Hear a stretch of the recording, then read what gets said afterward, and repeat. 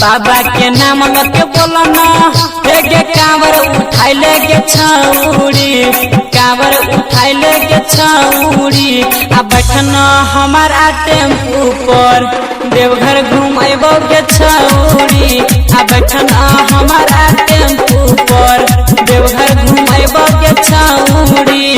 बाबा के नाम लेके सुनना है रे कांवर उठाइबै रे छौरा, कांवर उठाइबै रे छौरा।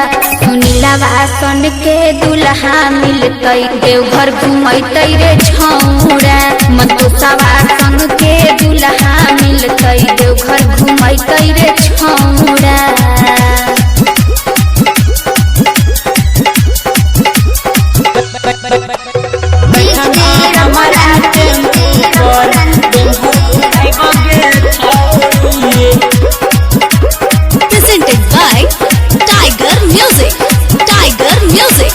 सुल्तानगंज से है बोलना हेगे कांवर उठाई लेगे छौरी। सुल्तानगंज से है बोलना हेगे कांवर उठाई लेगे छौरी। आ बैठन हमारा टेम्पू पर देवघर घुमाइबोगे छौरी। आ बैठन हमारा टेम्पू पर देवघर घुमाइबोगे छौरी, देवघर घुमाइबोगे छौरी।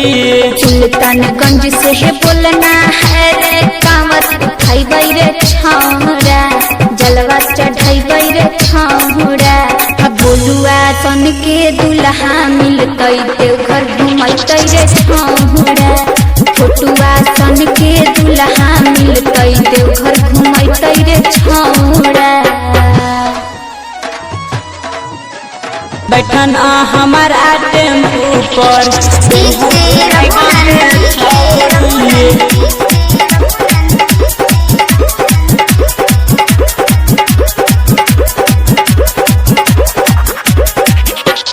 भोला बाबा के तू जयकारा लगै है गे छौरी।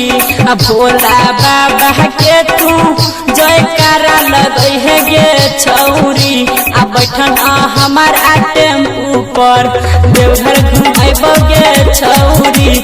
हाँ बैठन हमारा टेम्पू पर देवघर घुमाइबोगे छौरी, देवघर घुमाइबोगे छौरी। भोले बाबा के हम नारा लगैबै रे छौरा, जयकारा लगैबै रे छौरा।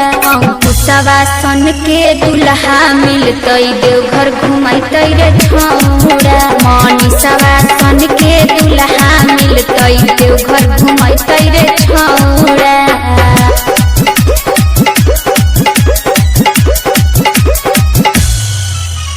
बैठन हमारा टेम्पू पर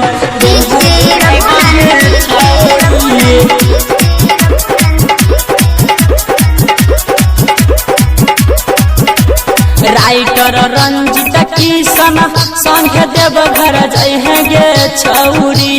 रमन जी यादव के संगे देवघर जइहे गे छौरी। आ बैठन हमारा टेम्पू पर देवघर घुमाइबोगे छौरी। हाँ बैठन हमारा टेम्पू पर देवघर घुमाइबोगे छौरी, देवघर घुमाइबोगे छौरी।